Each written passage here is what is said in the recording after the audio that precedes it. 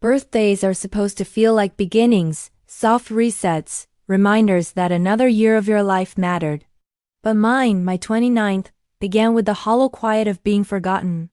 The morning light spilled through the blinds of my small apartment, cutting across unopened envelopes and half-folded laundry, and for a brief moment, I tried to convince myself the silence was peace.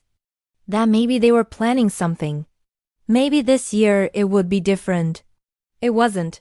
By noon, the group chat had come alive, not with messages for me, but with photos of balloons, ribbons, and a cake large enough for a wedding. For Emily. The caption read, "My sister. My parents' miracle child. The one who brought joy back into the house after I was born," as my mother once said without irony. I stared at the photo until the screen dimmed.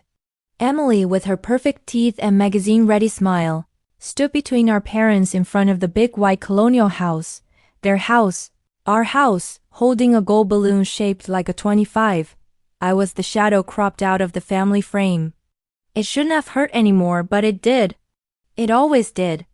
The history between us was layered like paint, coats upon coats of favoritism, neglect, and quiet competition. I was the firstborn, the responsible one, expected to make do, to understand, to sacrifice. Emily was the cherished afterthought, the one whose mistakes became stories to laugh about at dinner. When she dropped out of college, they called it finding herself. When I worked 2 jobs to pay rent, they called it poor planning. So when the call finally came that evening, and my mother's cheerful voice asked if I could drop by for Emily's party, I didn't say no. I didn't even say anything. I just hung up and drove. The house looked the same as it always had, white pillars, trimmed hedges, the faint scent of roses from my father's overwatered garden. Cars lined the driveway. Laughter spilled out from the open doors. It wasn't a family gathering, it was a festival. Inside, every inch of the place was wrapped in gold and white. Emily's colors, of course. Her face was everywhere, printed on banners, on cupcakes, even on the napkins. And when I finally saw my parents, they were too busy telling stories about her latest property investment to notice me. She'd recently bought an apartment downtown with their money, naturally, and now she was getting into real estate. The pride in their voices made me feel invisible. I drifted through the crowd, unacknowledged, watching Emily accept gift after gift with her trademark grace. Her boyfriend handed her a velvet box, and everyone gasped. Engagement ring? No, a diamond bracelet. Even better, something to shine under the party lights. When my father raised his glass for a toast, I waited for him to at least mention me. But his words were carefully chosen. To the daughter who makes us proud. The one worth celebrating. Laughter, applause, champagne flutes clinking. And in that moment, something inside me cracked, not loudly, but deeply. The kind of break that reshapes everything it touches. I didn't make a scene. I didn't yell or cry or storm out. I just stood there, still and cold, watching them cheer for her. Watching my parents beam as if she'd invented success itself. Then my gaze fell on the corner of the room, the large framed family photo that had hung there for years. I'd been 16 when we took it, my hand awkwardly placed on Emily's shoulder, both of us forced into smiles. It looked like a happy family from a distance. But up close, even back then, you could see it, the divide. That was the moment I decided I'd never be forgotten again. When the night ended and the lights dimmed, I walked out into the cool air with a steady calm that felt dangerous. I wasn't sure what I was going to do, not yet. But I knew this. I'd given that family everything they ever wanted. Silence, compliance, invisibility. Now I was going to take something back. Something that couldn't be ignored. As I drove away from the house, the last thing I saw in my rearview mirror was the glow of that golden 25 balloon fading into the night. Her perfect celebration. Her perfect world. I smiled. For the first time in years, I smiled. Because by my next birthday, that house, that family, that illusion would never be the same again. The days after Emily's birthday were unnervingly quiet. the kind of quiet that follows a storm you didn't realize had already begun. I went back to my apartment, to my half-furnished life, to the job I'd outgrown, but couldn't afford to leave. On the outside, nothing had changed. But inside, everything had shifted. Something had cracked open in me that night, a truth I'd spent years trying to avoid. My family never saw me as their daughter. I was the utility, the buffer. The one who fixed things, covered costs, and quietly disappeared when attention needed to be redirected toward their golden girl. But what they didn't know was that I had been paying attention all along. Every bill, every signature, every property tax receipt that had ever passed through that house, I'd seen it. I was the one who used to file them when Dad still trusted me with his paperwork. I knew how the family money moved, where it went, and who it really belonged to. And for the first time in my life, I started to wonder, what if I stopped pretending I didn't? It started innocently. I drove to the house 2 days later under the pretense of dropping off Emily's forgotten gift. A small silver pen set I'd bought weeks ago, engraved with her initials. A peace offering for a war she didn't even know existed. No one was home.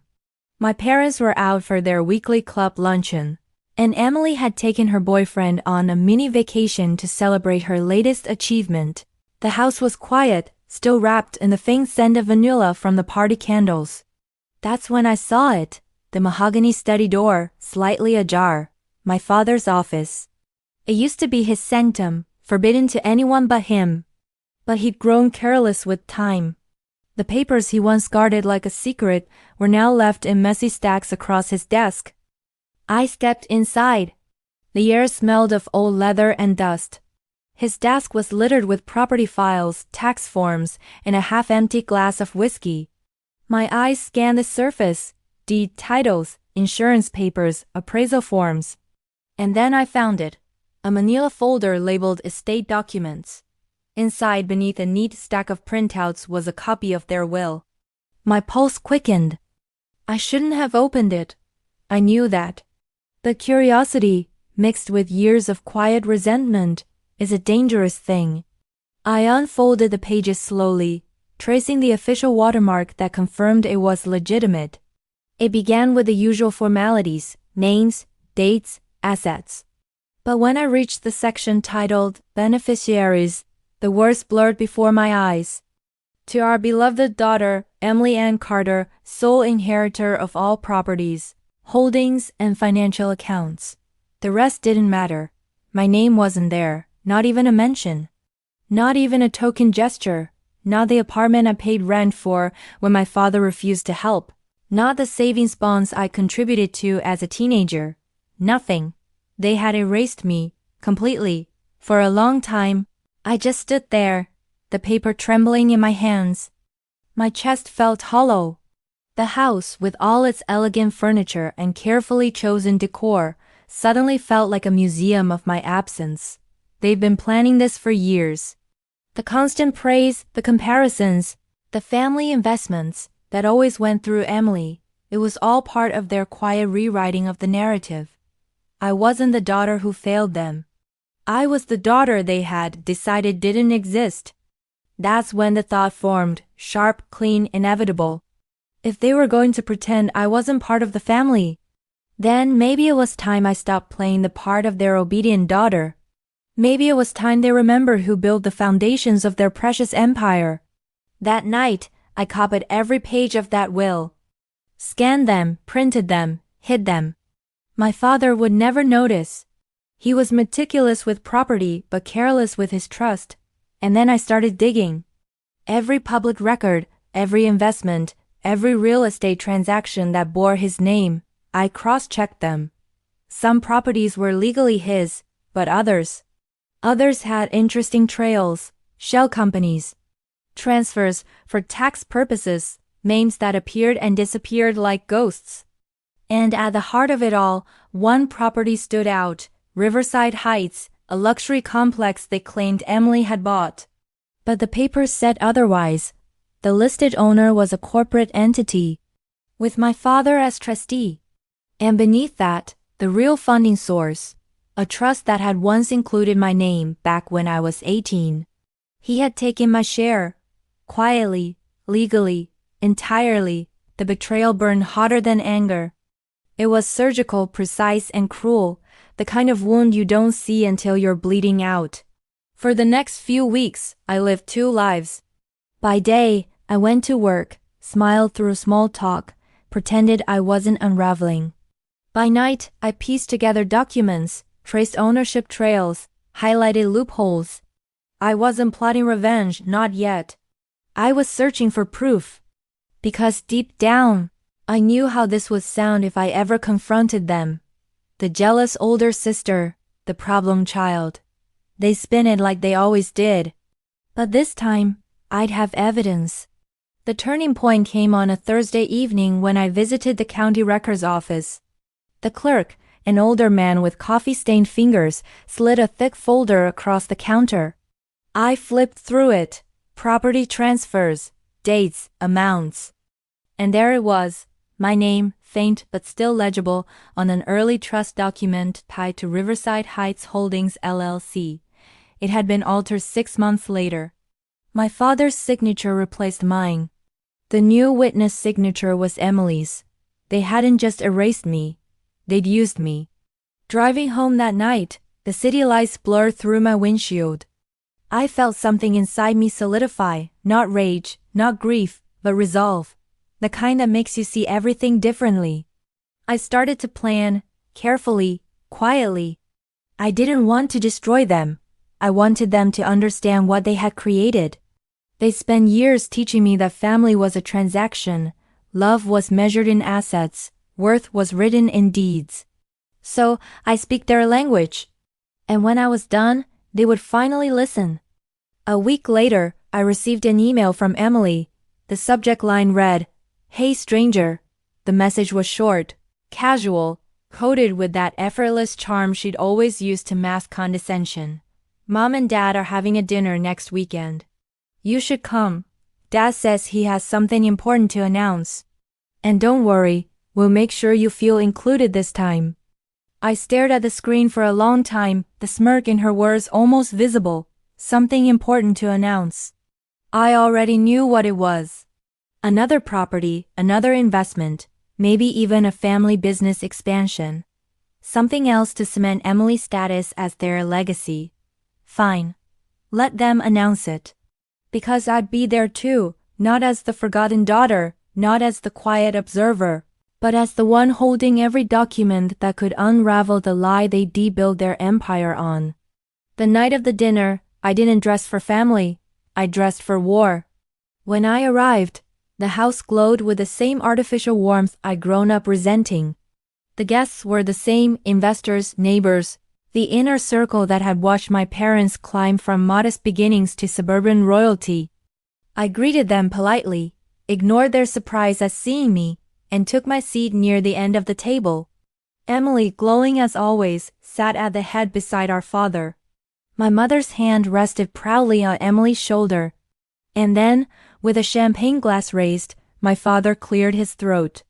"We're really thrilled to announce the expansion of Riverside Heights, the project Emily has worked so hard to bring to life." Applause erupted. Cameras flashed. I stayed still. Because I knew the truth. The paperwork that proved she hadn't bought it, hadn't even earned it. And in that moment, as the crowd celebrated her yet again, I realized something far more powerful than anger. This wasn't about money anymore. It was about reclaiming the narrative, the one they'd de-written without me for nearly 30 years. When the night ended and guests began to leave, I walked out to the garden. The air was still, the sky painted in dusky blues. And as I stood there, I felt the calm before the storm I was about to unleash. This wasn't revenge. This was correction. The truth was about to surface, and when it did, the house that once celebrated my absence would never know peace again. The morning after that dinner, the air felt different, dense, electric, like the silence that lingers before thunder rolls through. I barely slept that night. The applause, the laughter, the way they toasted Emily's achievement, still echoed in my head. They had turned the entire family's stolen history into a stage performance, and the crowd had loved every minute of it. But, while they celebrated, I had quietly slipped into my father's office and taken photos of every new document on his desk, fresh contracts, expansion plans, and a folder stamped Confidential Riverside Heights Holdings. The signature line, once again, bore my father's name. The witness, Emily. The project, valued at $12.4 million. And beneath it all, buried in the fine print, the company's foundation rested on a trust that once carried my name, the trust that was supposed to secure my future. Now it secured hers. Riverside Heights wasn't just another development. It was the cornerstone of my parents' legacy, a symbol of everything they claimed to stand for: family, growth, prestige. I seen the glossy brochures, luxury living with heritage at heart. They used words like legacy, roots, belonging. The irony was unbearable. I still remembered the day that land was bought. I was 18, just out of high school, working part-time at a property management firm. My father had told me with that patronizing smile that he wanted to teach me about real estate. He let me co-sign the initial trust document, told me it was symbolic, a way of showing the family's future was secure. Back then, I believed him. He'd even said the trust was for both my daughters. He just hadn't mentioned that one of us would quietly disappear from it. Now, years later, standing in my tiny kitchen surrounded by the evidence of their betrayal, I finally understood the depth of their manipulation. They hadn't just written me out of their will, they deused my name as a legal stepping stone to build their empire, then scrubbed it clean. But they'd made one mistake. You can delete a signature, but you can't erase the timestamp on a trust record. That's what I was counting on. Over the next few weeks, I transformed my evenings into research marathons. I combed through public records, cross-referenced digital archives, and visited old legal contacts I'd met during my brief stint in property management. Piece by piece, the puzzle formed a picture, one of calculated deceit. My father had transferred ownership of Riverside Heights using what appeared to be a trustee modification, a quiet legal maneuver that allowed him to remove a co-beneficiary without notification. As long as the trust remained under family jurisdiction, it was legal, barely, but unethical to its core. And the witness to that modification had been Emily. She had signed it when she was 20, probably without even reading it. Or maybe she had. Maybe she'd known exactly what she was doing. That part still haunted me. The first person I told was someone I barely knew, Mr. Dalton, an old paralegal who used to work with my father. I'd met him once at a property inspection years ago, when I was still naive enough to think I'd follow in my father's footsteps. He remembered me. Remembered how proud my father had been to teach his older daughter the ropes. When I told him what I'd found, he didn't look surprised. He just sighed, that tired sigh of someone who's seen too many lies hidden behind legal clauses. He's clever, your father, he said quietly. Clever enough to make it all look clean. But you're right. If you're part of the original trust, that's a trail that can't be erased. It's archived with the registrar. That was all I needed to hear. 2 days later, I requested the original trust record through the county's archive request system. It took 5 days to arrive. I didn't leave my apartment until it did. When the envelope finally came, I opened it slowly, carefully, like unwrapping the truth itself, and there it was, my name, my signature. My father's handwriting beside it. Trustee designation, Carter Family Trust, Riverside Heights Development. The modification came 6 months later, as I already knew, but that first record was untouched. My signature was still there. My claim was still valid. They had built their entire family legacy on a legal structure that still tied back to me. If I wanted, I could challenge it. I could freeze their accounts, halt the expansion, and force a legal audit of the entire development. For the first time in my life, the power was mine. I didn't use it immediately. I waited, watched, observed how the story of Emily the Visionary grew. The local news featured her. Young woman reshapes the city skyline with bold luxury project. One headline read. My parents basked in the glow, giving interviews about raising successful daughters, conveniently pluralized, though I was nowhere in sight. But I was watching. And every time I saw their smiles on screen, I felt that quiet fire grow stronger. They thought I'd been erased. They thought I'd stay silent. They had no idea how much I'd learned from them. The moment to strike came one evening when I received a forwarded email from an anonymous sender. It was a project financial summary, a leaked one. I didn't know who sent it, but it contained every internal document from the Riverside Heights expansion. And among those pages was something my father never wanted anyone to see. A breakdown of initial seed funding, marked under the old trust title. The same trust I was part of.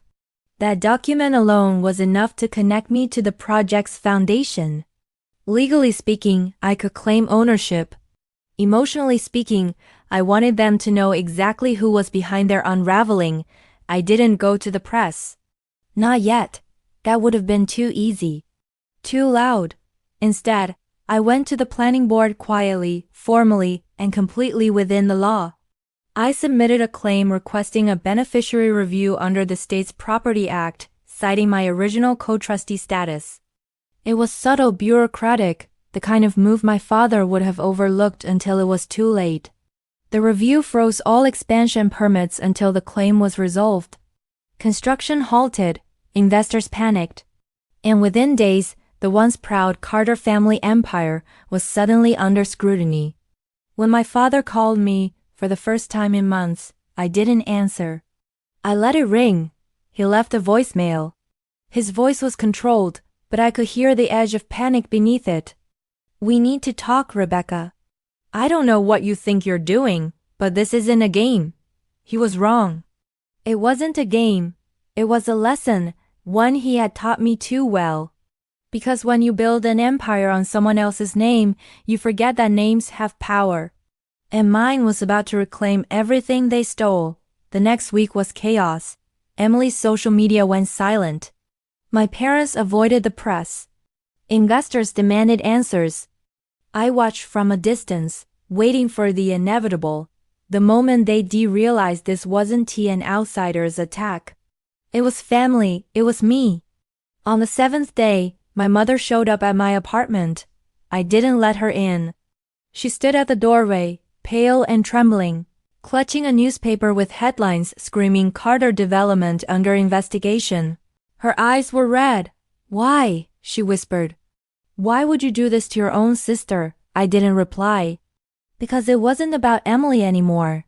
It was about every moment they'd looked through me, used me, rewritten me. And I knew this was just the beginning. Because buried within that trust were more secrets, other properties, hidden transfers, quiet manipulations that had propped up their entire facade. And I wasn't done uncovering them. That night, as rain fell softly against my window, I opened the scanned documents once more, all of them. Each file, each form, each carefully worded deception. And I realized something chilling. Riverside Heights wasn't the only development built on my erased identity. There were more, 4 more trusts. 4 more properties. All of them tied to my name, then quietly removed. My parents hadn't just stolen my inheritance. They built their entire empire on me, the daughter they never thought would notice. And so, for the first time in my life, I felt no anger. Only clarity. They had made their choice long ago.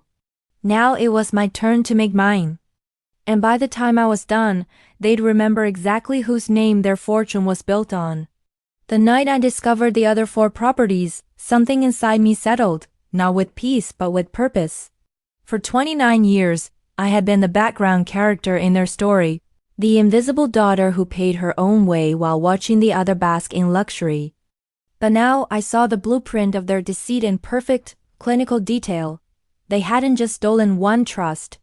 They had stolen my entire future, piece by piece, law by lot, signature by signature. I printed every document, laid them across my apartment floor like a map of betrayal. There they were, 4 neatly structured trusts, all originating within 2 years of my 18th birthday, all sharing one thing in common, my name in the earliest filings. Riverside Heights, Willow Crest, The Quarry Estate, Silverline Apartments, Westbrook Plaza, each project worth millions. Each one tied to the Carter name. And each one, at some stage, linked to me, then meticulously edited out. It was almost poetic, the way they de-used me to build an empire that celebrated my absence. But what they hadn't realized was that in their obsession with control, they left fingerprints, faint, buried under legal jargon, but still there. And I knew how to trace them. I started with Willow Crest. It was a gated suburban enclave about an hour from the city. Pastel houses, manicured lawns, and the kind of faux serenity sold to upper-middle-class families seeking peaceful luxury. The trust filing was dated 6 months after Riverside Heights. The original documentation listed Rebecca L. Carter as co-trustee, then amended the following year with my father's justification. Co-beneficiary relocation due to non-involvement. Non-involvement. That word hit harder than I expected. It was how they'd always framed my existence. Detached, distant, voluntary absence. But I hadn't been uninvolved. I'd been excluded. I contacted the property registrar again. The clerk, a different one this time, hesitated when I asked for archive filings predating the amendment. Those are restricted, he said. I told him I was one of the original trustees. He looked at my ID, cross-checked the old record, then frowned. Well, he muttered, that's unusual. Your name's here, but it's been crossed out. He handed me a faded copy of the form. There it was again, my name, my handwriting, the same looped R and sharp C I'd used since high school. And beside it, my father's signature. The amendment had been notarized in another county, by a friend of his, no doubt. So they'd even gone that far. This wasn't an oversight. It was premeditated. Next was the Quarry Estate, a luxury residential cluster built on old mining land. It was marketed as reclaiming nature through architecture. I couldn't help but laugh at the irony. My father's company had purchased the land at a government auction. The trust formation listed our Carter Family Partnership with 2 trustees, my father and me. But the amendment that removed me? Dated just 1 week after Emily's 21st birthday. I checked the witness line. Emily's signature again. It was becoming a pattern, the golden child unwittingly or deliberately legitimizing the quiet erasure of her sister. I stared at that signature for a long time. I wanted to believe she hadn't known, that she just signed what was placed in front of her. But deep down, I suspected the truth was murkier. Emily had always known when she was benefiting from my absence. She'd learned early how to stay sweet-faced and innocent while collecting what wasn't hers. Silverline Apartments was different. This one had a digital trail, a set of scanned PDFs stored in the public records system. I accessed them from my laptop, heart pounding as the files loaded. This time, there was no amendment, no cross-out. Just a full transfer of ownership.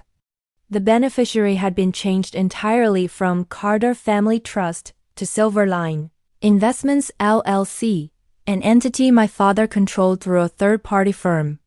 And yet, hidden in the metadata of the digital signature logs was my email address. It was the same email I used when he asked me years ago to help with some document formatting for his real estate submissions. I hadn't realized what I was signing off on, or that my credentials had been embedded in the document as the original submitter. He'd used my login to execute the founding transaction. That was the smoking gun. He hadn't just erased me. He'd used me literally, digitally, to set up the empire that erased me.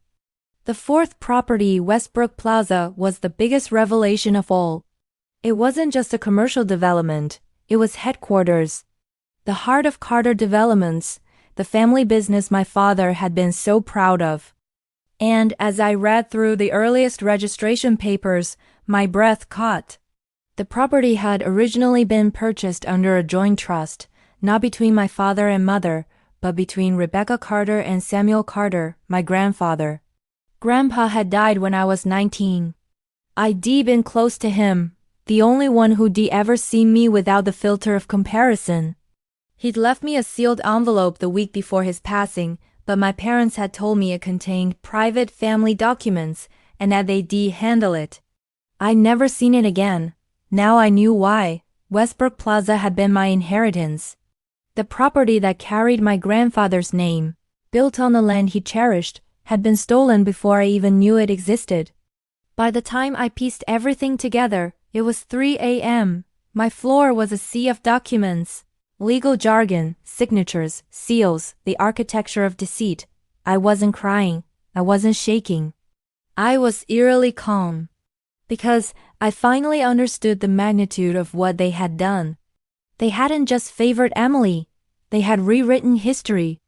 And in doing so, they had turned their legacy into a lie. But the beauty of paper trails is that they don't lie back. I now had enough evidence to bring down Carter developments, legally, financially, and publicly. But I didn't want a courtroom victory. I wanted something more enduring, something poetic. I wanted the truth to destroy them from the inside, the same way their silence had destroyed me. The first step was exposure, not to the press, not yet, but to the people whose faith in my parents built their fortune, the investors. I created a new email address, truth@carterfiles.com. I attached copies of every trust record, amendment, and property deed, with each file neatly labeled, property lineage, true ownership, no accusations, no slander, just facts. And at the bottom, I wrote a single line. Before you invest in the Carter family legacy, ask whose name built it. Then I sent it to 50 inboxes. By the next morning, the storm had begun. The first headline appeared online before noon. Carter Developments faces ownership dispute over core holdings. Then another. Whistleblower documents expose family trust manipulation. My phone buzzed endlessly. Unknown numbers, reporters, lawyers. I ignored them all. But one message caught my eye, from Emily. What have you done? No greeting, no pretense. Just panic. Then another moments later. You don't understand. This will ruin everything. I didn't reply. Because for once, it wasn't my job to understand. It was theirs. The fallout was faster than I expected. Carter Developments Board called an emergency meeting.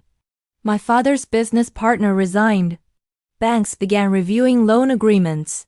And through it all, my parents stayed silent, too proud to issue a statement, too afraid to face the truth. But silence doesn't protect when evidence speaks louder. A week later, the city's property commission launched a formal inquiry. My name, the name they had erased, appeared in every report. For the first time in nearly a decade, I existed again. Then came the phone call that changed everything. A law firm representing one of the investors reached out. They wanted a statement, a recorded testimony confirming my role in the original trusts. I hesitated. Not because I was scared, but because I realized the gravity of it. Once I spoke, this would no longer be private revenge. It would be public reckoning. But then I remembered that birthday party, the laughter, the toasts, the way my father had said Emily was the only one worth celebrating, and that was all the clarity I needed. I agreed to testify. The hearing was scheduled in 2 weeks. Until then, I stayed quiet. No posts, no statements. Just silence, the same silence they had once used to bury me. Except now it was mine. I watched as the cracks in their perfect image widened, the local papers speculating, the investors withdrawing, the neighborhood gossiping. Emily deleted her social media accounts. My mother stopped going to her club. My father, the man who once commanded every room he entered, was suddenly invisible. And I couldn't help but think, maybe now they knew how it felt, but I wasn't finished. Because as I dug deeper into the archives, I discovered something even more shocking, something I hadn't expected, a fifth trust, filed under a corporate alias. No clear property listed. Just a cryptic description, reserved holdings, subject to future activation. And the founding trustee? Rebecca L. Carter. My signature, my name, my birth date. But this time, it hadn't been removed. It had been left untouched, hidden, waiting. Someone, somewhere, had preserved one last remnant of my rightful place, and I was going to find out who. The discovery of the fifth trust wasn't part of the plan. It was an accident, a stumble across a secret I wasn't supposed to find. By that point, I thought I'd seen it all. I thought I had uncovered every lie, every false signature, every betrayal buried beneath a layer of legal polish. But that single line, reserved holdings, subject to future activation, changed everything. It was buried deep in a digital archive, tucked under an active branch of Carter Development's corporate registry. The folder itself was unlisted. I only found it because I followed a trail of metadata tags from an older property file. The fifth trust didn't appear in any family ledger or financial disclosure. It existed only in the background code of the registration database, invisible to anyone who didn't know how to look. But I knew how. I'd spent years being invisible myself. The file was dated almost 10 years ago, around the time my grandfather passed away. The timing was too neat, too intentional. The founder was listed as Rebecca L. Carter, my name. My birth date, my ID number. The trustee was Samuel Carter. That stopped me cold. My grandfather. He had died just a month after that document was signed. My father had handled all his estate matters. At least that's what I'd been told. But this fifth trust had never been mentioned. Not in probate, not in family discussions, not anywhere. Its description was vague, reserved holdings, subject to future activation upon beneficiary maturity. The phrase beneficiary maturity was unusual. I'd worked with enough contracts to know it wasn't standard legal language. It sounded personal, as if he had written it himself. I sat there, staring at those words for hours. Upon beneficiary maturity. Did that mean me? Did that mean now? The next morning, I drove to the Registrar of Deeds. I wanted the physical file. The clerk, an elderly woman with careful eyes, disappeared into the archives for nearly an hour before returning with a beige folder. It was thinner than I expected. Inside was the original trust deed, signed in fountain pen, dated precisely 1 month before my grandfather's death. The handwriting was unmistakable, his. I remembered his careful cursive, the way he pressed harder on the tails of his letters.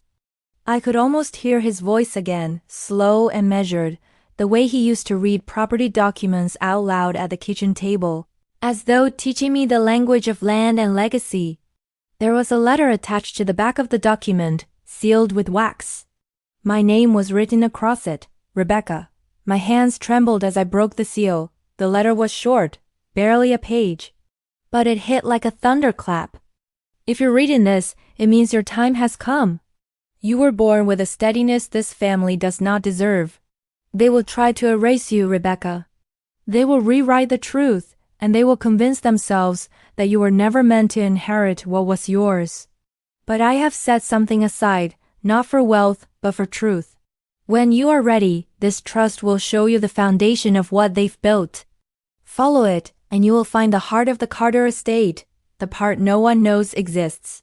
At the bottom, his handwriting faded, but the final words were still clear enough to read. Don't destroy them. Outlast them.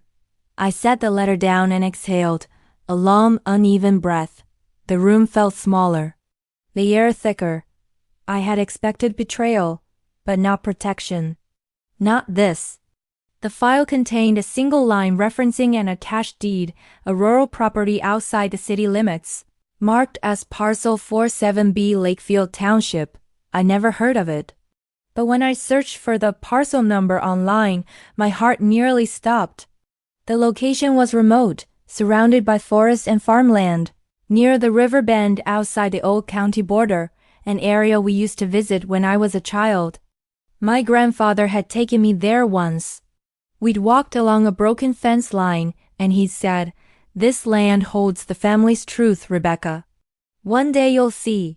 At the time I thought he meant it as a metaphor. I didn't realize he'd been literal. The next morning I drove there. The road to Lakefield was narrow, cutting through rows of half-abandoned farmhouses and empty fields. It had rained the night before, and the ground shimmered with puddles.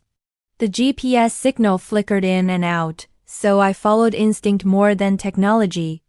Eventually, I found it, a stretch of land bordered by rustic fencing and wild grass. There was no house, no sign of recent human activity.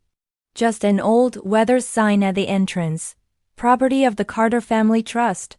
But below that, barely legible beneath layers of dirt and time, were the faint remains of another line. Reserved Holdings, Parcel 47B. I parked the car and stepped into the field. The soil was uneven, the air thick with the scent of rain and decay. Somewhere in the distance, I heard the low hum of water, maybe from the river. At first, I didn't see anything unusual. Just open land. Then I noticed it, a small structure half hidden by overgrown bushes. It looked like an old storage shed, its wooden frame warped, its lock rusted shut. I forced the door open. Inside, the air was stale, filled with dust and silence. There was nothing but a single metal box. I knelt beside it and brushed away the dirt. The box was engraved with my grandfather's initials, SC, and a date. 10 years ago. The same date as the trust.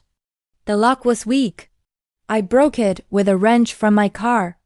Inside were dozens of old documents, ledgers, and floppy disks labeled with years and property codes. As I flipped through them, I realized what I was looking at, the original Carter property ledgers. Every purchase, every acquisition, every hidden transfer. And unlike the digital versions my father controlled, these were unedited. The real history of our family empire. For hours, I sat on that dusty floor reading. The truth was staggering. My grandfather had built the original Carter Trust decades ago, dividing it into branches meant for each of his heirs. My father had been one of 3 beneficiaries. The others, his cousins, had long been bought out. But the key clause written in my grandfather's hand was clear. All direct descendants are entitled to equitable share through direct lineage. That meant me. That meant every trust, every property, every asset built on that foundation legally belonged, in part, to me. And somehow, my father had buried this document so deeply that even my mother and Emily never knew it existed, until now. I took everything, scanned every page, archived every disk. By the time I left the property, the sun was setting, and the world outside felt different, quieter, sharper, like the air before a storm. This wasn't just about inheritance anymore. It was about legacy. They had spent decades building a kingdom of deceit on the ruins of my grandfather's truth. And now I held the original foundation in my hands. The next day, I met with a lawyer, one I researched carefully, one who didn't move in my parents' circles. A woman named Clara Jensen, quiet, meticulous, with a reputation for ethical precision. When I laid the documents before her, she didn't speak for several minutes. She just read, flipping pages slowly, her expression tightening with each turn. Finally she looked up. "Rebecca," she said softly, "do you understand what you have here?" I nodded. "The original Carter Trust. The unedited one," she exhaled. "This isn't just that. This is the cornerstone of every Carter holding. Legally, this makes you not only a rightful beneficiary, but a co-owner of every asset derived from this lineage. If you move forward with this, your father's empire collapses." Her words settled over me like dust. Collapse. That wasn't what I wanted. Not exactly. But maybe it was what was needed. Clara leaned forward, her tone measured. "You have 2 options. You can file a quiet claim, reassert ownership privately, recover your share, and walk away. Or," she hesitated, "you can make it public." I looked at the papers spread across her desk, my grandfather's letter, my father's forgeries, Emily's signature scattered like innocent confetti across documents that erased me. Then I remembered my grandfather's final line. Don't destroy them. Outlast them. I knew what I had to do. We filed a silent claim first. Not through the media, not through spectacle, through law. A private filing under a state reclamation. It would take weeks before it reached my father's desk, but when it did, it would hit like a hammer. Until then, I waited. And while I waited, I thought about what outlasting really meant. It wasn't revenge. It wasn't fire or ruin. It was permanence, staying power, legacy. If my father's name was to be remembered for deceit, mine would be remembered for truth. 2 weeks later, I received a call from Clara. Her voice was calm, but there was an undercurrent of tension. He knows. My father had received notice of the filing. Within hours, I was trending online again. Headlines, speculations, family drama turned corporate scandal. But I didn't respond. I didn't need to. Because for once, the truth was louder than any defense. And this time, the truth had my name written all over it. Permanently, irrevocably, legally. That night, as I stood by my window overlooking the city, the skyline dotted with Carter buildings that no longer truly belonged to him, I thought of my grandfather's words again, outlast them. And I realized I already had. The morning it all came undone, the city skyline looked deceptively calm, steel towers gleaming in the autumn sun, the Carter Development's logo still crowning half of them. From a distance, it was an empire untouched. But empires rarely collapse in thunder. They crumble in silence first, in the spaces between board meetings, in whispered investor calls, in signatures that no longer carry weight. By the time the news broke, the silence had already reached its breaking point. The story spread faster than even I expected. Carter Developments faces legal suspension pending trust ownership dispute. The headline wasn't dramatic, but the implications were devastating. The banks froze accounts. The city suspended their development permits. Investors fled. And for the first time in decades, the Carter family name, once synonymous with wealth and prestige, became a liability. The empire wasn't just cracking. It was hollowing from within.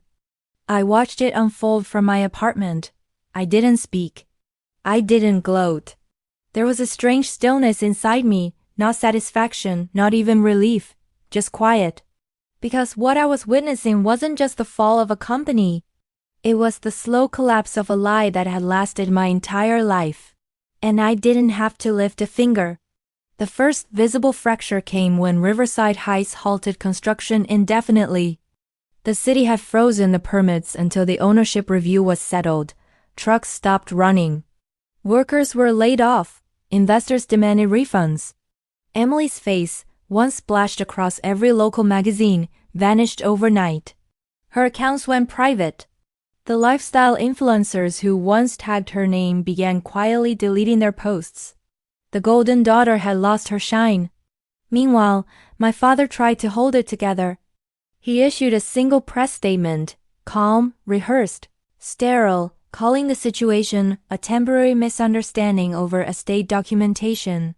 But behind that polished tone, there was panic. Because the trust Clara and I filed wasn't a misunderstanding. It was the original foundation of his empire. The court had verified its authenticity within 48 hours. My grandfather's handwriting had sealed its legitimacy. And that one document, that single unaltered trust, made me co-owner of every major property he had ever claimed. Every inch of his empire now belonged to both of us. Inside the Carter household, things were breaking faster than the press could report them. My sources, people who had once worked in my father's office, told me that meetings were chaos. The board of directors had called for an emergency session. Several members wanted him out. The company's legal counsel advised him to negotiate, to settle quietly, to bring me to the table before the situation became irreversible. But my father's pride was a fortress. He didn't negotiate with daughters he didn't believe in. The collapse accelerated. Willow Crest defaulted on its financing after a bank refused to renew its line of credit. Silverline Apartments failed inspection after the Property Commission opened an audit. The Quarry estate faced a class action lawsuit from residents over unsafe structures. Every project was unraveling, not because I sabotaged them, but because the truth stripped away their protection. My father had built his fortune on false signatures and family deceit. Without those illusions, the structure couldn't hold. And through it all, I kept silent. I didn't grant interviews. I didn't post a single thing online. My silence became its own kind of statement, a presence they couldn't erase this time. 2 weeks later, Clara called me into her office. The air felt heavy with the kind of tension that comes before finality. The courts had ruled. My co-ownership was now formally recognized. The estate of Samuel Carter was reinstated, and all derivative assets of Carter Developments were now subject to redistribution under the original trust clause. In legal terms, it meant one thing. The empire was now split down the middle. 50% mine, 50% his. I didn't feel victorious. I felt suspended, like I was standing at the edge of a cliff, staring at the ocean below, because I knew what this meant for him. For Emily, for everything they built their lives upon. They would lose not just money but meaning. Within days, the ripple effects reached every corner of their world. The gated friends who had once toasted their success stopped returning calls. The charity boards, the clubs, the homeowners associations, all quietly distanced themselves. The Carter name had become radioactive. My father's photo, once displayed proudly in a local chamber of commerce, was quietly taken down. The family's grand mansion, the one that had hosted Emily's glittering birthday, was listed discreetly for sale. And when the for sale sign went up, I drove past it. I didn't stop. I just watched from the car. The rose garden my mother used to obsess over was wilted. The paint on the pillars had begun to peel. The windows were dark. It looked less like a home, more like a mausoleum, a grave for everything they had tried to make perfect. Meanwhile, Clara advised me to take control of my share. "You need to step in before liquidation begins," she said. "If you want to preserve what's left of your grandfather's vision, this is your chance." I knew she was right. But as I stared at the papers, I couldn't help thinking of his final line again. Don't destroy them. Outlast them. I didn't want to erase their existence. I wanted to outlive their story. So instead of dissolving the company, I restructured it. Quietly, legally, thoroughly. I formed a new holding under my own name, RLC Properties. Every asset transferred under my rightful ownership was absorbed into it. Every building, every piece of land, every rental agreement now fell under a single clean banner. The Carter name would fade. Mine would remain. A month later, Carter Developments officially declared bankruptcy. The announcement came quietly, a single-line notice in the Financial Register. No interviews, no statements, no goodbyes. But to me, it was monumental. Because I remembered every late-night phone call where my mother told me to be understanding, every birthday where they celebrated Emily's life and ignored mine, every time my father had said I wasn't built for business. And now, the business that had excluded me existed only on paper, a relic of deceit. When the auditors finally visited the Carter mansion, they found boxes of shredded documents, burnt ledgers, and unsent letters. Among them was something I didn't expect, a half-written note from my father. It wasn't addressed to anyone.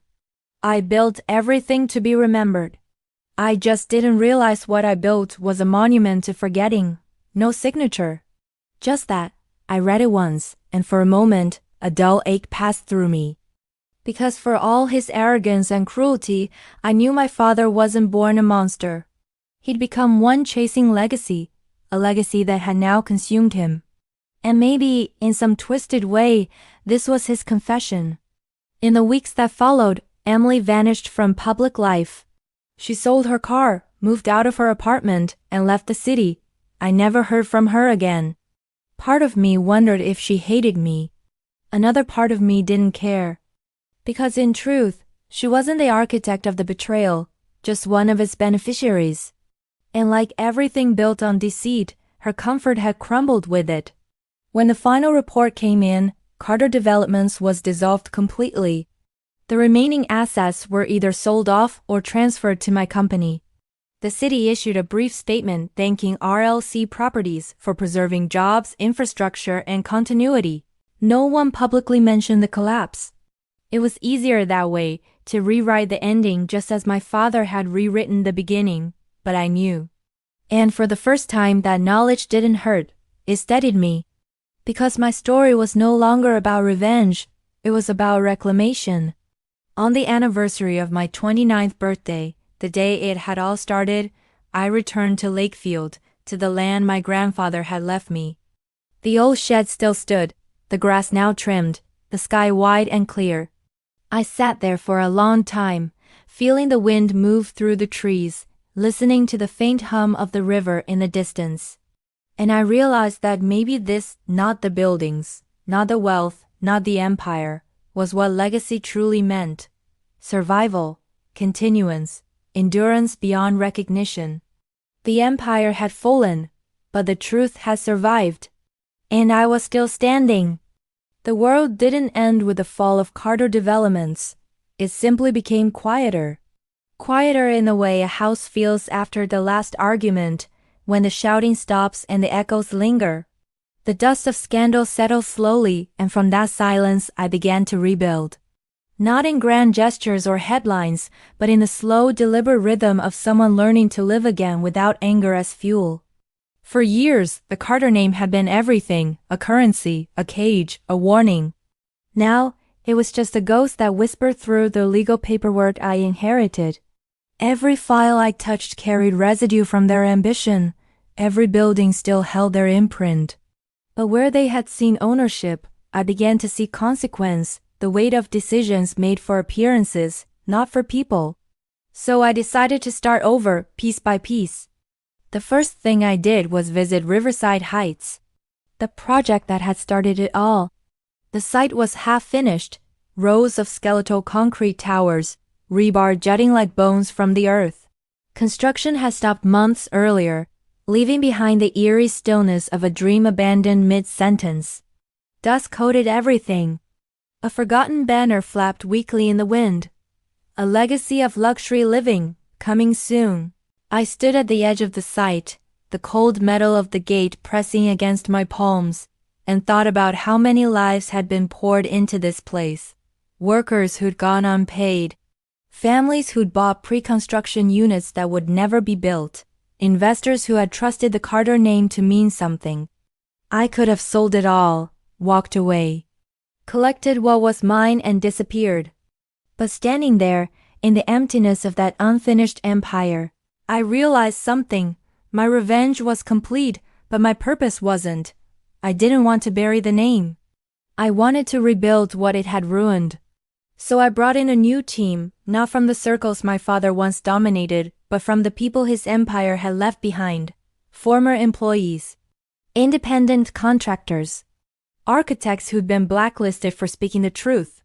I met with them quietly, one by one, in a small rented office above a coffee shop downtown. I told them the same thing. We're going to finish what they started. But this time we do it right. I renamed the project The Heights, stripping away every trace of Carter branding. The brochures changed. The marketing disappeared. Instead of luxury condos for the elite, we designed affordable housing units with sustainable materials, modest, functional, human. Investors balked. Banks hesitated. But I didn't need their approval. I had inheritance, half an empire's worth of it, and for the first time in my life, I wasn't spending it to prove something. I was investing it to build something real. The press eventually caught on. Disgraced heiress revives collapsed empire as affordable housing project. The headline was unkind, but the story wasn't. They tried to paint me as a redemption arc, the outcast who rebuilt what her family destroyed. Maybe it was true. Maybe it wasn't. I didn't care. Because for once, I wasn't being written about as someone's daughter. I was being written about as myself. The work consumed me, but it healed me too. I began to spend my days at construction sites instead of offices. I traded tailored blazers for hard hats and steel-toed boots. I learned the names of the crew, their families, their stories. One afternoon, as we poured the foundation for the first completed building, I noticed something in the wet cement, a faint mark, like a signature. One of the workers had scrawled a child's name and a small heart beside it. It made me smile. For so long, the Carter name had been carved into stone for prestige. Now, names were being written for hope. And that felt like the real beginning of something. Meanwhile, RLC properties grew quietly, no billboards, no gala launches, just steady, deliberate progress. Each month, we revived one project from the ruins. Willow Crest became a public housing renovation initiative. Silverline Apartments was turned into community-owned rentals. The Quarry Estate was repurposed as a business incubator for local artisans and small startups. The same empire that had once exploited others now began to give back, brick by brick, clause by clause. But not everyone approved. Some investors from the old world called me naive. "You're dismantling a fortune," one of them said in a leaked interview. "Turning profit into charity." Maybe I was. But I didn't mind, because I knew exactly what unchecked profit had cost my family. And if rebuilding meant redefining value, then that's what I do. Sometimes, late at night, I sit alone in the office and think about my grandfather. About how he must have known this would happen. He'd seen the ambition in my father, the hunger that devoured fairness. He must have seen the pattern forming even then, which was why he'd written those words to me. Don't destroy them. Outlast them. And as I watched the heights rise, floor by floor, I realized I was finally doing what he'd asked. I wasn't erasing the family name. I was redeeming it. Quietly, steadily, through something they could never take back. Integrity. By the end of the first year, the Heights opened its doors. No ribbon-cutting ceremony. No champagne. Just families moving in. Children running through hallways, lights turning on in windows that had been dark for years. The sound of laughter echoed through the concrete corridors. It wasn't the polished laughter of dinner parties or galas. It was real. And standing there in the courtyard, watching life fill the spaces where greed had once stood, I felt something I hadn't felt in years. Peace. But peace doesn't erase the past. It only softens it. The Carter story still lingered in the public imagination, a cautionary tale about greed, inheritance, and the cost of silence. Some still blamed me for the collapse. Others called me a survivor. Both were true, because survival isn't clean. It's messy, it leaves marks. I carried mine quietly. In my office, above my desk, I hung my grandfather's letter, framed and yellowed, the wax seal still broken at the corner. Below it, a photograph from the grand opening of the Heights, smiling families, workers, sunlight catching on glass. Two legacies, one built on deceit, one rebuilt on truth. Both carrying the same name. The years moved fast after that. Emily never came back. I heard she lived abroad now, quietly, with someone who had no idea who she used to be. My parents sold the mansion and moved to a smaller house upstate. I never saw them again. But sometimes, when I read the news and saw the skyline, towers rising, streets renamed, the city evolving, I thought about what legacy really meant. It wasn't about how much you owned, it was about what you left behind that still lived. And I knew my grandfather would have been proud. On the 5th anniversary of the Heights' completion, I returned to Lakefield one last time. The air was cooler that evening, and the trees were starting to turn gold.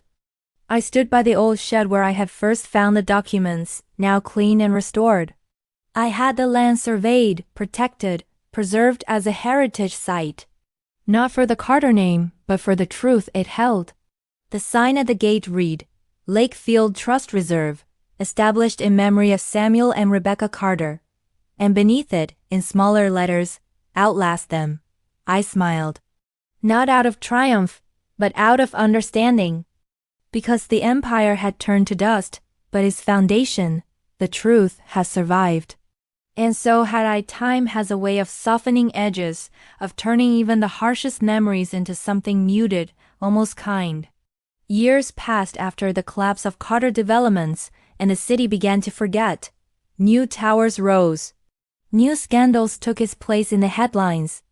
But the echoes of the Carter name lingered, not as accusation, but as history, a faint resonance in the background of a skyline I had helped rebuild. When I walked through those streets now, I no longer felt the old tension in my chest. The name that once haunted me had become an artifact, an old word carved into marble too weathered to read. People still recognized it sometimes. They'd pause trying to place me, then smile politely. "Carter," they'd say, "any relation?" And I would answer, softly, once. The Heights had grown into a small community. The Affordable Housing Initiative expanded to 3 more districts, each one designed to serve people who once thought homeownership was a dream reserved for someone else. There were schools now, a small park, a clinic. Children rode their bikes through paved walkways that used to be fenced-off construction zones. Every time I visited, I found something new. A mural on a wall. A cafe built from reclaimed timber. A tree planted in memory of a neighbor who had passed. The place lived, breathed, changed. And with every addition, the Carter legacy became smaller, replaced by something better, something human. Still, there were reminders. The old Carter Developments building, the one with the glass facade downtown, stood abandoned for years before the city auctioned it. When I heard, I bought it quietly through RLC Properties. It was strange walking through it again. The marble floors were cracked. The reception desk still bore the faint outline of the old logo, removed but not forgotten. Dust hung in the sunlight like smoke. I climbed to the top floor of my father's old office. The view stretched wide across the city, just as he always wanted. He used to stand there for hours, looking down at what he believed he owned. Now, standing in the same spot, I realized ownership was an illusion. What mattered was stewardship, the ability to hold something without breaking it, to guide it without claiming it. That day, I made a decision. I didn't sell the building. I transformed it. The top floors became offices for RLC Properties. The lower ones became free incubator spaces for young architects and urban planners, students with ideas my father would have laughed at. Ideas about sustainable housing, communal ownership, and public access to design. We renamed it the Carter Institute for Ethical Development. Some thought it was strange to name it after the family whose corruption had inspired its existence. But that was precisely the point. Names shouldn't be erased. They should be reclaimed. The media took notice again. The Carter Institute opens, promoting transparency in real estate. The headlines carried a different tone this time. No scandal, no pity, just curiosity. Reporters asked if I wanted to distance myself from the family name. I told them I didn't, because forgetting them would mean forgetting the lessons they taught me. And some lessons, even painful ones, deserve to endure. In time, the institute grew into something larger than I imagined. We partnered with universities. We trained young developers. We sponsored rural land trusts. Students who once studied the Carter scandal in ethics classes now interned in the very halls where that story had begun. There was a certain symmetry in that, a quiet circle closing where everything had once fallen apart. Sometimes I still thought of Emily. I never heard from her again. But once, during a conference in Dubai, someone mentioned a woman working under her maiden name at a design firm. "She keeps to herself," they said. "Seems kind but private." That sounded like her. For a moment, I felt something I hadn't in years: affection, faint and unsteady, but real. The kind that exists after anger has burned away and only understanding remains. Maybe she had found peace too. My parents lived quietly in the countryside. I received a letter from my mother once, written in shaky handwriting, unsigned. It said only, "I see your name in the papers sometimes. You did what we couldn't." I never replied. There was nothing left to say. But I kept the letter. Because in his silence, it sounded almost like love. The years blurred together after that. Awards, projects, recognition, they all came, but I met them with calm detachment. The world called me a reformer. Some called me a visionary. I didn't feel like either. I felt like a survivor who had finally learned to build without needing to win. One evening, as the sun dipped low over the city, I stood on the balcony of the Heights. The wind smelled of earth and concrete dust. Below me, the lights came on, one by one, families cooking dinner, children finishing homework, lives unfolding. I thought of all the stories that had passed through the Carter name: ambition, betrayal, redemption, and how, in the end, they had led here. The empire had fallen, but its echo had become something gentler, a reminder of what happens when truth outlasts greed. And in that fading light, I realized that was all the legacy I needed. Years pass differently when you've stopped measuring them by anger. The days blur, the noise fades, and you begin to live in quiet chapters, not marked by crisis, but by the rhythm of ordinary things. That was my life now: morning coffee on the balcony, evenings spent reviewing plans, weekends at Lakefield, walking along the edge of the river where the reeds whispered like memory. I had learned to live without bitterness, or so I thought. Until the day I found the envelope. It came in a box. A simple cardboard box, no return address, dropped off by a courier who looked almost apologetic. "It was delivered to the old Carter estate years ago," he said. "Someone finally forwarded it to your office. Looks important." The handwriting on the label was unmistakable, strong, slanted, deliberate. My father's. For a long moment, I didn't move. The box sat on my desk, silent and heavy. A ghost wrapped in cardboard. Part of me wanted to throw it away, to leave the past buried where it belonged. But another part, the one that still carried the ache of unanswered questions, needed to know. So I opened it. Inside were papers, bound in twine. Legal folders, notes, photographs.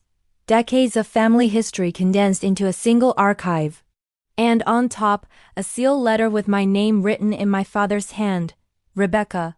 The ink was faint, but the name was clear. I didn't open it immediately. I left it on my desk for days, pretending I was too busy. But the truth was simpler. I was afraid. Afraid of what it might contain. Afraid of what it might undo. When I finally did open it, I half expected more anger, more justification. But the words inside were nothing like that. It wasn't a confession. It wasn't an apology. It was something quieter. "Rebecca, if you are reading this, then everything has already happened. The truth is no longer mine to guard. I have no defense to offer, only an explanation that will not make sense until you have lived long enough to see the world through the lens I once used. I built because I was afraid. Afraid of losing what my father gave us. Afraid of being ordinary. Afraid that if I did not fill the world with my name, it would forget me. In protecting the legacy, I forgot what legacy meant. I thought strength was silence. I thought love was control. I thought you were strong enough not to need what I withheld. I was wrong about all of it. When the empire fell, I did not hate you. I envied you. You did what I could not. You lived beyond the name. You found peace where I only found ambition. Your grandfather saw it in you long before I did. That is why he trusted you with the truth. I will not ask for forgiveness. Only that when people speak of the Carter name, they remember that it was you who gave it meaning again. Father, I read it 3 times before I could breathe. The words were simple, but they cracked something open inside me that I didn't know was still sealed. He hadn't asked for forgiveness, but somehow that made it easier to give. Because forgiveness, I realized, isn't always spoken. Sometimes it's the absence of hate. I set the letter down and opened the rest of the box. There were photos from the early days of Carter developments. My father and grandfather standing side by side, smiling in front of a construction site that was now long gone. There were childhood drawings of mine folded and kept. Newspaper clippings, and tucked in the bottom, a blueprint. At first, I thought it was just another building plan. But when I unrolled it, I saw it wasn't a property design at all. It was something else, something smaller, more personal. A house. A single-family home, simple and modest, with my name written in pencil in the upper right corner. Rebecca's house, Lakefield lot. I hadn't known he'd ever drawn this. The date in the corner was from 15 years ago, long before the scandal, long before the collapse. Maybe he had meant to build it for me. Maybe it had been a dream that died beneath ambition. Either way, it was the first tangible proof that somewhere beneath all his manipulation, there had been love, distorted, buried, but real. That night I drove to Lakefield. The air was colder than I remembered, the trees whispering under the weight of the wind. I parked near the old trust land and walked until I reached the clearing where my grandfather's shed still stood. I unrolled the blueprint one more time and compared it to the land. He had drawn it here, this exact place. The river curve matched perfectly. The slope, the tree line, even the position of the sunrise. And for the first time, I understood. This was what he had meant when he wrote that he was protecting the legacy. He hadn't just wanted to build a house. He'd wanted to build a second chance, a way to keep something of me, even when I was gone from their world. Maybe he kept the blueprint all those years. Maybe he meant to give it to me. And now, finally, it had found its way home. I stayed there until the stars appeared, silent witnesses to everything we destroyed and everything we survived. Then, without really planning it, I decided to finish what he had started, not for him, not for forgiveness, but for closure. I hired a small local firm, the same builders who had helped with the restoration of the trust reserve. We used reclaimed timber, natural stone, nothing grand or ostentatious. Just a home, the way it was meant to be, human, imperfect, true. It took 6 months. When it was finished, I stood in the doorway and listened to the quiet, the hum of wind through the grass, the sound of the river in the distance. It didn't feel like revenge. It didn't feel like victory. It felt like release. I framed the letter from my father and placed it on the mantel. Not as a trophy, but as a reminder. That love, even when warped, can still find its way back through the ruins. That legacies can break and still be rebuilt. That forgiveness doesn't erase history, it just stops it from owning you. The following spring, the Carter Institute held its 10th anniversary. Students spoke of change, of ethics, of responsibility. None of them remembered the scandal that had once built this place. To them, Carter meant something else now. They called it a legacy of accountability. And as I stood at the back of the hall listening to them speak, I realized my father's final wish had already come true. People did remember the Carter name, but not as a monument to greed. They remembered it as proof that even broken legacies can still be rebuilt with honesty. I never wrote back to him, but sometimes, standing on the porch of the Lakefield house, I'd whisper into the wind, "I forgive you." And though no one answered, the air always felt lighter. Like the land itself had been waiting to hear those words. The day I began construction on the final project of my life, the ground was damp from an early morning rain. The soil smelled alive, the kind of sand that carries memory, weight, and time. I stood barefoot on the edge of the site, feeling the earth beneath me, and for the first time in nearly 2 decades, I felt no division between who I had been and who I had become. This land, Lakefield, had been the beginning of everything. The hidden trust, my grandfather's letter, my father's forgotten blueprint. Every chapter of my family story, both the cruelty and the redemption, traced back here. So it only felt right that the end should too. But this time, it wasn't just for me. It was for everyone who'd ever been written out of a story. The idea came quietly, one evening while walking through the Heights. A little boy was playing near one of the courtyards, building something with broken bricks and bottle caps. His mother called him inside, but he turned to me first and said, "When I grow up, I want to build big houses too, like yours." That sentence stayed with me. It wasn't about the building. It was about possibility. What if Lakefield became more than a house, more than a trust? What if it became a place for others, a foundation that ensured no one's potential was ever buried under someone else's power? So that was what I decided to build, the Lakefield Foundation. A sanctuary for learning, for second chances, for rebuilding lives. A place where people who have been silenced, disowned, or underestimated could come to start again. The last foundation I would ever lay.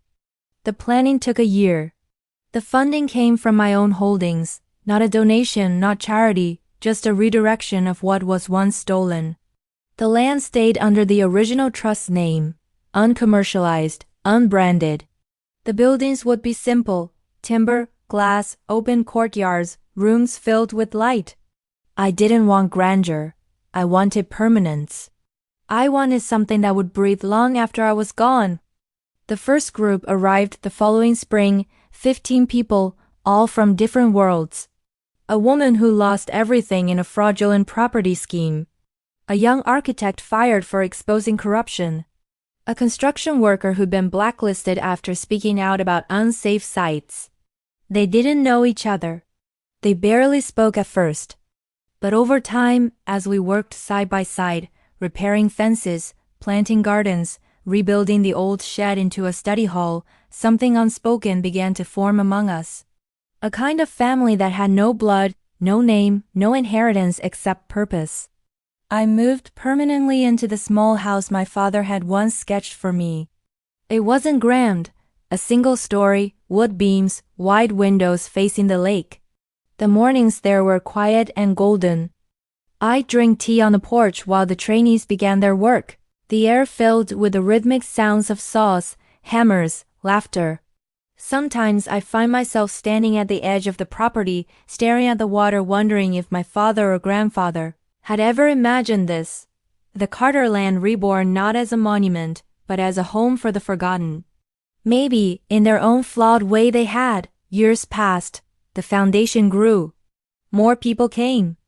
Some stayed, some left to start projects of their own. Housing cooperatives, fair development firms, schools. They wrote to me sometimes, their letters filled with hope and gratitude. They always began the same way, because of Lakefield. That phrase became our legacy. And quietly, almost imperceptibly, the Carter name, once stained with greed, became synonymous with rebuilding, fairness, and redemption. It wasn't what my father had envisioned, but it was everything he had wanted to be remembered. I grew older, slower. My hair turned silver, my handwriting smaller. The world changed around me. The skyline grew denser, technology advanced, but Lakefield remained untouched, a quiet refuge in a restless century. When journalists occasionally visited, they always asked the same question. Do you consider what you've done a redemption arc? I always smiled. No, redemption implies I did something wrong. I didn't destroy the Carter Empire. I revealed it. And then I rebuilt it into something honest. That honesty was my redemption, even if no one called it that. One evening, long after the workers had gone home, I wandered to the lake's edge.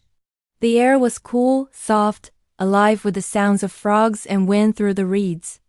Across the water, the reflection of the foundation's lights shimmered like constellations, small, imperfect, but real. In the distance stood the house.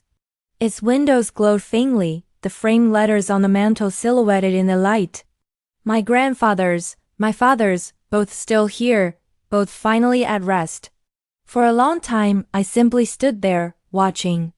Then I said softly into the night, "You see, I didn't destroy you. I outlasted you." The words didn't carry bitterness anymore, only truth. A few weeks later, I wrote my final letter, not to family, but to the trustees of Lakefield Foundation. It was short, deliberate, and simple.